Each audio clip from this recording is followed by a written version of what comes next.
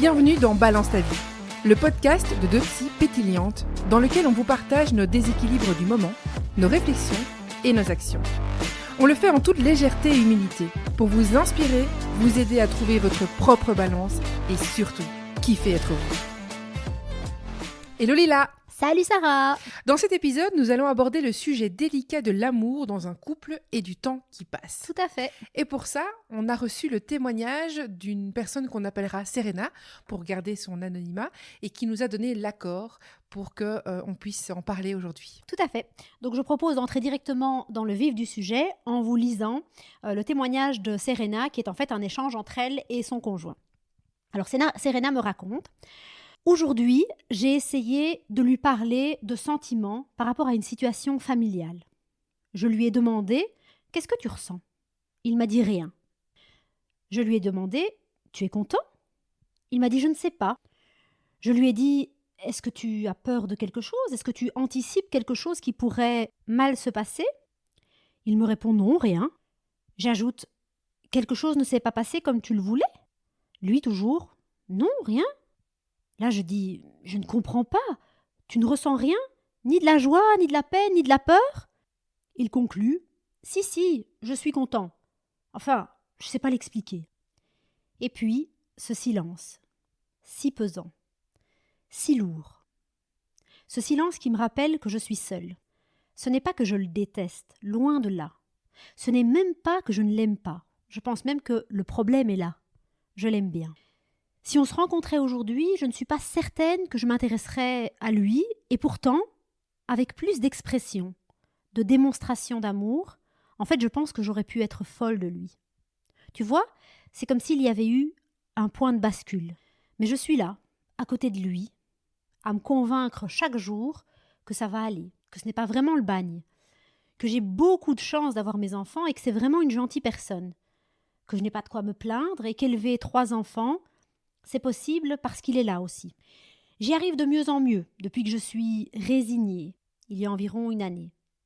Depuis que j'ai sincèrement accepté que rien ne changerait. Mais parfois, mon cœur revient au devant de la scène et j'ai le souffle coupé, le cœur lourd au point de suffoquer. Ça arrive de moins en moins souvent, mais ça arrive encore parfois. C'est difficile pour moi. Même si j'ai conscience que c'est pas vraiment grave, c'est pesant pour moi de ne pas avoir de conversation profonde avec la personne avec laquelle je partage ma vie. De n'avoir que des conversations opérationnelles ou superficielles. Mais il n'y a plus que cet élément qui est difficile.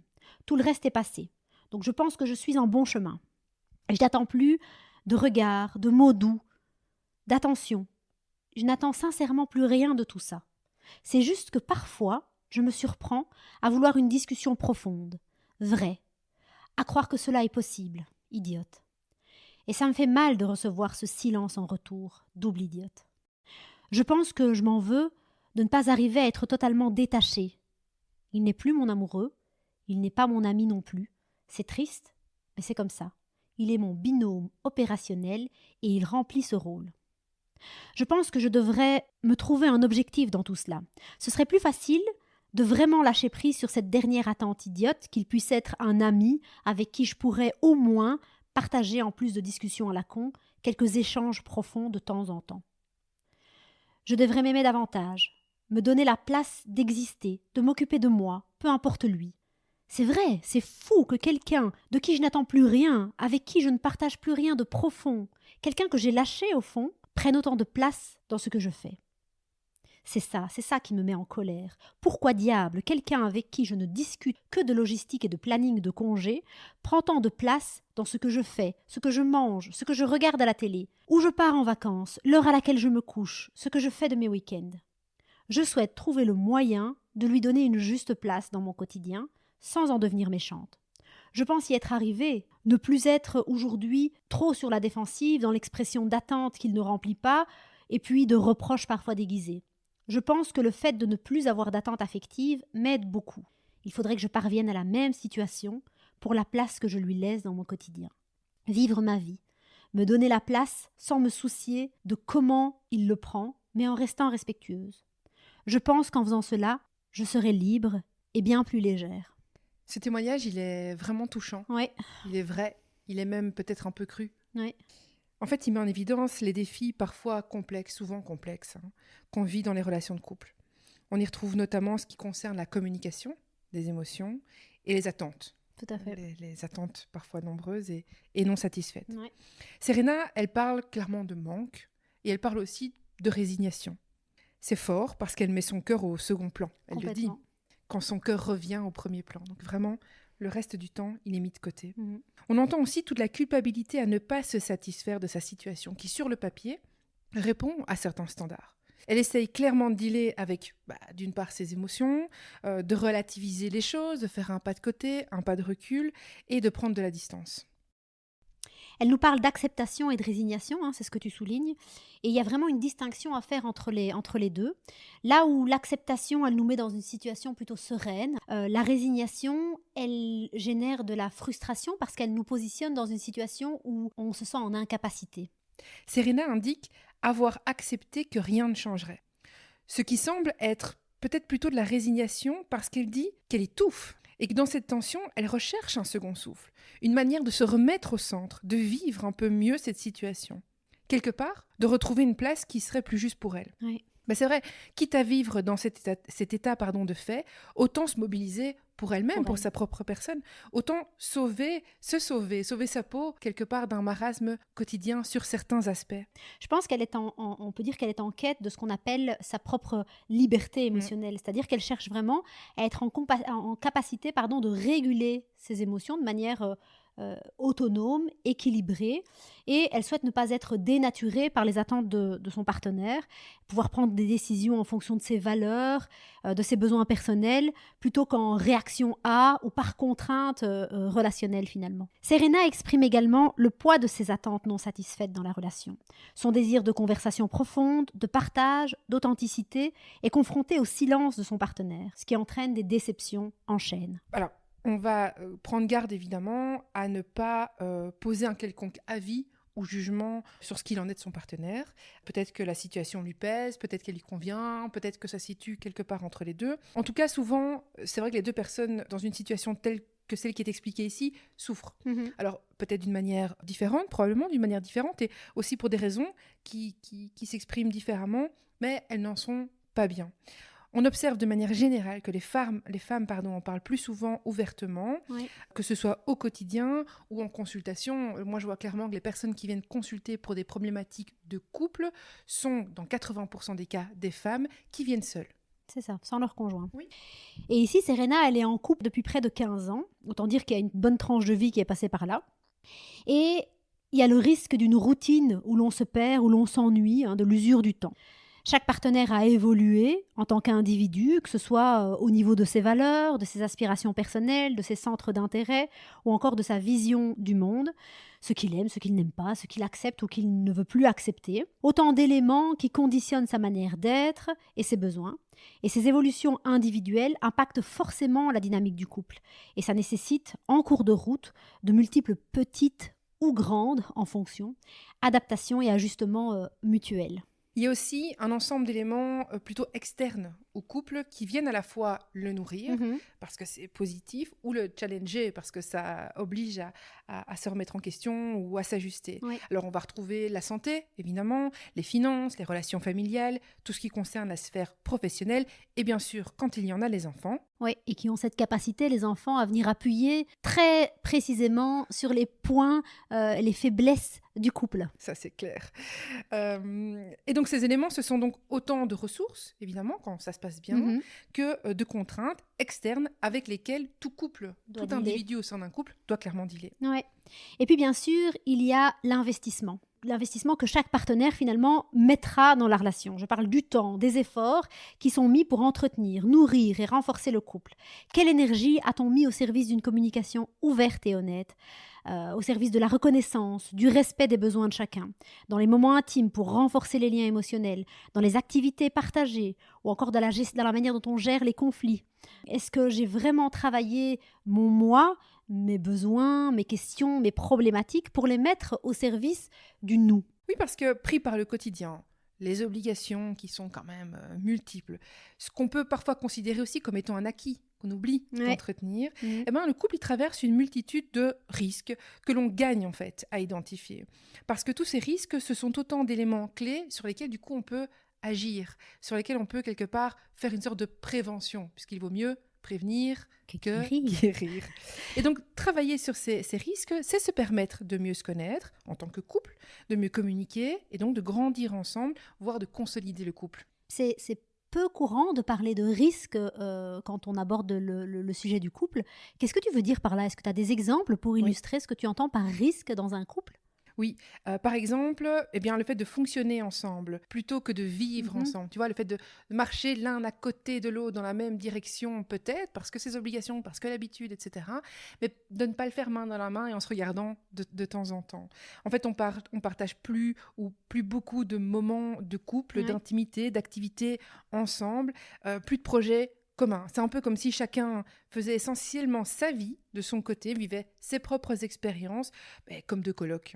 On s'accorde sur les aspects logistiques. Tiens, ce qu'il faut caser, le chien, le chat, les enfants, qui fait les courses, qu'est-ce qu'on mange ensemble, etc. etc. Ouais, donc ça peut générer, ce que tu mets en évidence ici peut vraiment générer une perte de connexion émotionnelle en fait. Les échanges, les sujets qu'on aborde sont très concrets, sont très pratico-pratiques, et donc il y a ce risque d'en fait de ne plus vibrer ensemble. Clairement.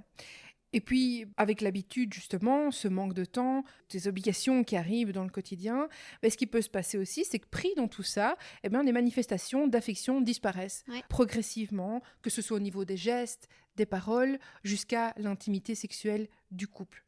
Alors, ça leur arrive non seulement de diminuer, voire de disparaître, et puis aussi le fait que le langage d'amour des deux partenaires peut être différent. Souvent. Et quand on ne prend pas le temps de l'identifier, donc de communiquer, ça peut créer vraiment un gouffre entre les deux partenaires. Et donc, aucun des deux ne peut faire les efforts mutuels pour répondre quelque part au langage et donc aux besoins de l'autre. Exactement, oui. Alors bon, dit comme ça, on comprend qu'il vaut mieux rester célibataire. Tout à fait. C'est la conclusion que je tire. La conclusion. Salut, merci, bonsoir. Rester célibataire. Non, quand même pas. Non, en fonction de ce que tu recherches, être célibataire ou être en couple est tout à fait OK. Oui. Le couple a en tout temps eu une certaine fonction qui a même évolué, de celle d'assurer une survie, une protection, une perpétuation de la place dans la société, à être un lieu de solidarité, d'affection et d'amour. Et si on fait le choix de se mettre en couple, c'est intéressant de garder en tête que le couple est une entité qui évolue, qui change, et qu'il est donc utile d'envisager aussi le couple comme un espace de mise au travail, un espace de développement qui va demander des discussions, des remises en question, des ajustements mutuels. Donc, ce que tu es en train de me dire, c'est que en plus de mes heures de travail, je travaille encore après à mon couple. À ton couple, tu peux le faire pendant. Je suis sûre que tu as encore quelques minutes, tu vois, de pause. Les pauses que tu as entre midi et midi et demi. Oui, mais cela dit, c'est vrai que ça peut ne pas paraître évident, mais ça demande encore de l'énergie, mais de fait, c'est vraiment quelque chose qui doit se travailler et se nourrir. Alors, il n'y a pas de solution idéal pour le faire. Il n'y a pas de considération morale non plus sur ce qui est bien ou pas bien. Non, ça ne regarde pas. Par contre, il y a des conseils, des pratiques qu'on pourrait en tout cas réfléchir, recommander et ajuster à soi et à sa propre vie. Comme bien souvent, il s'agit d'abord de se donner le temps et l'espace pour s'entendre. Alors, quand je dis s'entendre, je veux dire prendre le temps de s'écouter au niveau de ses émotions, au niveau de ses sentiments, au niveau de ses pensées également, et du coup d'identifier les besoins qui sont à la fois comblés, parce qu'il y a tous ceux qui vont bien, et aussi ceux qui restent à combler, ceux qui génèrent en fait la frustration la plupart du temps. Alors, je parle bien de nos besoins à nous, ceux qui nous concernent nous personnellement. Car parfois, on a une tendance naturelle à chercher la cause d'un problème que l'on vit à l'extérieur de nous. Donc à penser que c'est l'autre la cause du problème. Pas nous, nous on fait pas ça. Nous on fait jamais ça, évidemment. Et donc, évidemment que quelque part, c'est vrai, l'autre agit, pense, dit des choses qui ne sont pas forcément alignées avec ce que l'on souhaite, pense et ce dont on a besoin. Il y a quelque chose qui vient nous chercher. Mais ça dit toujours quelque chose de nous. Je vais m'expliquer pour essayer d'être un peu plus concrète et partager un petit morceau de vie. Il y a quelques mois, je me retrouve à faire le ménage, comme ça arrive, je suppose, à la plupart des personnes.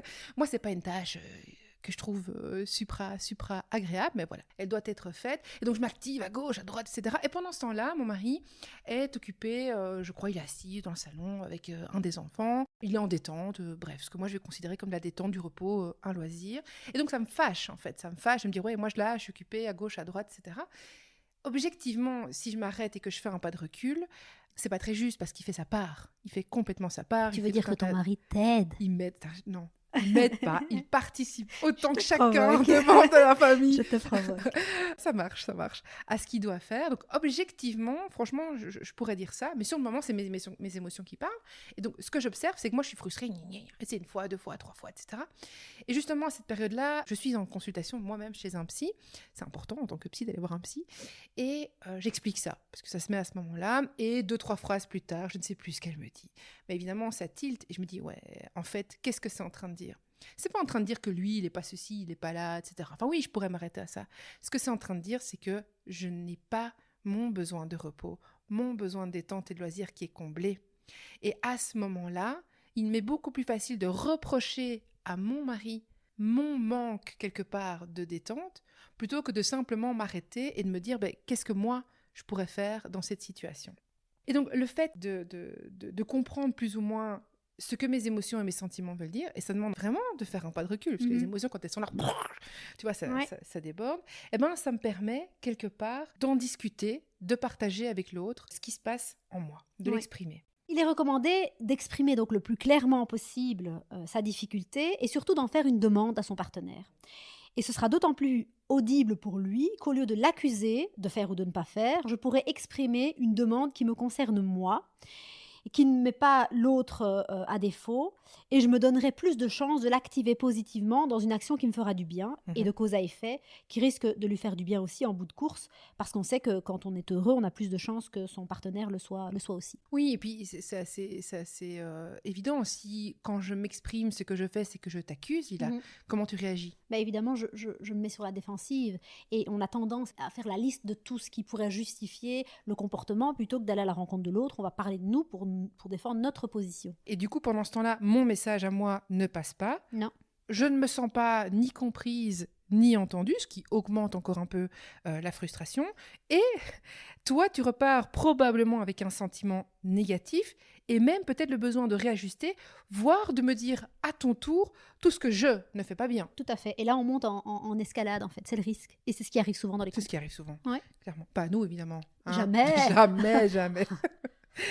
Donc, ce qui est proposé, c'est de dire et de faire du mieux qu'on peut pour parler de soi d'abord, plutôt que de parler de l'autre. Et c'est pas facile. Non. C'est pas facile. Non. Parce que si on ne dit pas, ce qui est certain, c'est que l'autre ne peut pas réellement deviner. Alors, il y a ce qu'on appelle dans le jargon psy le biais d'illusion de transparence. Oui. Dit comme ça a l'air compliqué, mais dans la vie, c'est quelque chose qu'on pratique souvent. Exactement. C'est la sensation, la croyance que l'on a, qu'on est plus transparent que ce que l'on est. C'est-à-dire que nos émotions sont beaucoup plus lisibles de l'extérieur qu'elles ne le sont en réalité, et que ce que je dis est bien plus clair et plus compris que ça ne l'est en réalité. En fait, avec ce biais, on surestime la capacité de l'autre à lire en nous.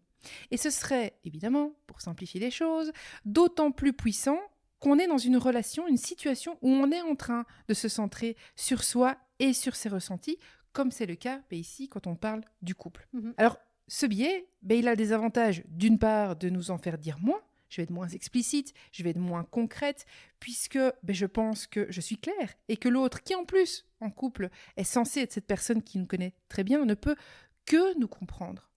Oserais-je dire, elle devrait presque nous deviner, carrément, aussi fort que j'ai besoin d'être compris, quelque part. Et d'autre part, ce biais, il risque de nous faire réagir plus négativement. Parce que quelques jours plus tard, après une discussion, un échange où j'ai justement partagé certaines choses, quand il s'avérera que l'autre n'aura pas fait tout ou partie de ce qui était attendu, je vais le prendre comme un aveu de non-écoute, peut-être même un aveu de désamour. Et ce sera encore plus vrai qu'on est dans un contexte négatif qui forcément va venir alimenter ses croyances. Bref, donc tout ça pour insister sur la nécessité de se poser d'abord, de penser de soi à soi, toujours, c'est la base, et d'ensuite communiquer le plus clairement et le plus concrètement possible avec un discours qui soit donc orienté sur mes propres besoins et non sur des reproches envers l'autre. En tout cas, si on va avoir une chance que ça passe, il vaut mieux. Parce que des reproches, il y en aura toujours et il y en aura de part et d'autre. J'ajouterais qu'en plus de s'exprimer sur soi, il est bien sûr opportun de laisser la place à l'autre dans l'expression de ce qu'il comprend, de ce que ça génère comme émotion pour lui, et peut-être même en quoi ça le touche, en quoi ça vient le chercher dans ses propres besoins. Oui. On reste calme, ça prend du temps, des allers-retours, et il n'est pas rare qu'une thérapie ou un coaching de couple soit utile s'il s'agit d'un sujet plus sensible pour nous ou d'un élément sur lequel on revient souvent. Oui. Autre élément qui me semble important, celui de prendre la position d'acteur de son bien-être. Il ne s'agit pas de déposer chez l'autre la responsabilité unique de répondre à nos besoins. Il est un partenaire, donc il peut faire une partie du chemin, mais il est surtout de notre responsabilité d'agir pour notre propre bien-être ou à un moment donné de reconnaître que ce n'est pas le moment, qu'on n'a pas l'énergie à mettre dans le fait de remplir un besoin en particulier. Oui, alors pour rester sur l'exemple de tout à l'heure avec mon mari, mais après avoir exprimé le fait que en fait, j'avais besoin de repos et que ma sensation, c'est que ce n'était pas le cas à cause de telle nécessité du quotidien, eh bien, à partir du moment où je dépose ça et où je ne le dépose pas comme étant tu te reposes trop pendant que moi, je suis occupée, mais plutôt voilà mon besoin, en fait, presque automatiquement, je l'active sur OK, et qu'est-ce qu'on peut faire ? Parce qu'on n'est pas du tout en train de parler de lui, on est en train de parler de moi et de mon besoin. Et on va réfléchir ensemble quelque part aux solutions, aux actions en tout cas qu'on va pouvoir mettre en place de part et d'autre. Il y a des choses à faire peut-être de son côté pour m'alimenter, m'aider, me rappeler certaines choses. Et puis, il y a une partie, évidemment, qui se place chez moi. En fait, ce que tu mets en évidence, c'est de se rappeler qu'on est une équipe, qu'on ne se bat pas l'un contre l'autre, mais qu'on est ensemble pour notre bien et qu'on est contre ce qui ne nous va pas à nous, contre les épreuves, les difficultés du quotidien, mais qu'on est ensemble, qu'on est une équipe. Et à partir de ce moment-là, il y a plus de chances que le conjoint prenne des initiatives dans sa part de responsabilité, dans sa part active. Et si ce n'est pas le cas, ça pourrait amener à d'autres discussions ou à prendre d'autres dispositions. Il est également utile de faire le point sur ce qu'on vit, ce qui nous convient ou ce qui ne nous convient pas, d'identifier les avantages et les risques à rester dans la situation ou à changer. C'est un élément vraiment fondamental pour moi à rappeler ici, c'est celui d'éviter d'aller vers le changement avant d'avoir identifié en quoi la situation, même si on a tendance à beaucoup s'en plaindre, nous convient, nous apporte aussi. Oui, et je pense que c'est quelque chose qu'on a tous pu observer, parfois chez nous-mêmes, mais aussi chez les autres. Ce sont ces personnes qui, à un moment donné, se plaignent de manière récurrente de la même chose. Et malgré les tentatives de réflexion, de solutions, de choses qui pourraient être mises en place de part et d'autre, eh bien, la personne ne semble pas se mobiliser. Alors, on aurait vite fait de la juger en disant « c'est facile de se plaindre et quand il s'agit de faire quelque chose, on ne fait rien ». Mais c'est parce que c'est pas si simple que ça. Ouais. Ça veut dire que dans la dynamique et dans le fonctionnement tel qu'il est au sein du couple, il y a des choses qui fonctionnent bien et qui font que ça reste comme ça malgré tout. On peut du coup parfois faire le choix de rester dans une relation sans amour ou avec peu d'amour ou pas l'amour tel qu'on l'imagine, de conscientiser que cela ne nous rend pas fondamentalement malheureux ou en tout cas que ça répond à d'autres nécessités, d'autres contraintes, d'autres possibilités du moment de vie dans lequel on se trouve et qui font qu'on fait avec ce qu'on a parfois aussi simplement quelque part. On peut faire un peu un calcul de la balance coût-bénéfice qu'on a à ce moment de vie. Ça répond à certaines valeurs fondamentales, même si ce n'est pas notre situation idéale en fait. Par exemple, la valeur famille, plus importante, plus prégnante que la valeur du bien-être individuel ou même de l'amour dans le couple. Ce qui va être aussi intéressant à mettre en avant, c'est la persévérance. Le changement prend du temps. C'est vrai pour tous les changements et c'est encore plus vrai quand il engage plusieurs personnes. Donc le changement prend vraiment du temps et surtout quand il s'agit en fait pour l'une des personnes de faire autrement que ce qu'elle fait naturellement, que ce qu'elle est amenée à faire vraiment de manière habituelle, systématique, naturelle. Autre élément important, c'est celui du lâcher-prise. Lâcher prise sur certains aspects. accepter que l'autre fasse les choses à sa sauce et pas exactement comme on l'entend ou comme on le voudrait. Ce qui nous rappelle à nouveau que dans toute situation, il y a toujours un travail à faire sur soi. En tout cas, ça j'en suis convaincue. Et l'expérience ne m'a pas encore démontré le contraire, même dans les situations qui semblent les plus tordues. Oui, et pour être très concrète, c'est quand notre partenaire décide de faire quelque chose à sa manière, eh bien, c'est accepter que la vaisselle soit lavée à l'eau tiède et pas à l'eau chaude. Je reste sur mes tâches ménagères. Je vous jure, j'ai pas un problème avec les tâches ménagères. Ouais, c'est vrai que c'est pas ce que je préfère. Mais voilà, c'est ça. Si la façon de plier les chaussettes est différente, voilà, il y a aussi ce lâcher prise dans l'exigence que l'on a d'accepter que des demandes que l'on puisse faire puissent être faites d'une manière différente. Et je parle des tâches ménagères, mais en fait, on peut l'appliquer à tout un tas d'aspects de la vie. Alors, en conclusion, je pense qu'on peut dire que le témoignage de Serena, il met en lumière tous ces défis complexes auxquels on est confronté dans un couple.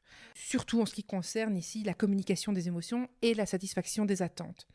Entre acceptation et résignation dans le cas de Serena, elle cherche à trouver un équilibre qui lui permette de vivre sa vie d'une manière, en tout cas, la plus épanouie possible, malgré les difficultés relationnelles qu'elle peut rencontrer aujourd'hui. Tout à fait. En fin de compte, il est nécessaire de se donner le temps et l'espace pour réfléchir à ce que l'on veut vraiment dans une relation et d'être prêt à prendre des mesures pour atteindre cet objectif, que ce soit ensemble ou individuellement. C'est en se concentrant sur ses propres besoins et en travaillant en équipe avec son partenaire que l'on peut construire une relation durable et épanouissante. Lorsqu'on est coincé, qu'on tourne en rond, il ne faut pas hésiter à faire appel à un professionnel qui peut organiser des thérapies individuelles, collectives, ou même des espaces, des ateliers où plusieurs couples se rencontrent. Et là, c'est riche d'échanges, d'expériences et encore une fois, de pouvoir se rendre compte qu'on est plusieurs à vivre les mêmes difficultés et à échanger sur ses expériences et son vécu. Pour terminer, je pense qu'on va remercier déjà Serena qui nous a partagé ce témoignage et surtout qui nous a autorisé vraiment à l'utiliser dans le cadre de cet épisode. Si vous aussi, vous avez des expériences sur ce sujet ou même sur d'autres sujets, surtout, n'hésitez pas à nous contacter via nos réseaux. On met tous les liens dans les notes de l'épisode. Salut Sarah! Salut Lila! À bientôt! À bientôt! Merci d'avoir écouté cet épisode. On a à cœur qu'il vous ait inspiré. Si c'est le cas, pensez à le partager autour de vous, à déposer vos étoiles et à vous abonner pour ne rien manquer. On se retrouve la semaine prochaine avec un nouvel épisode. Et d'ici là, sur Instagram et sur YouTube. À bientôt!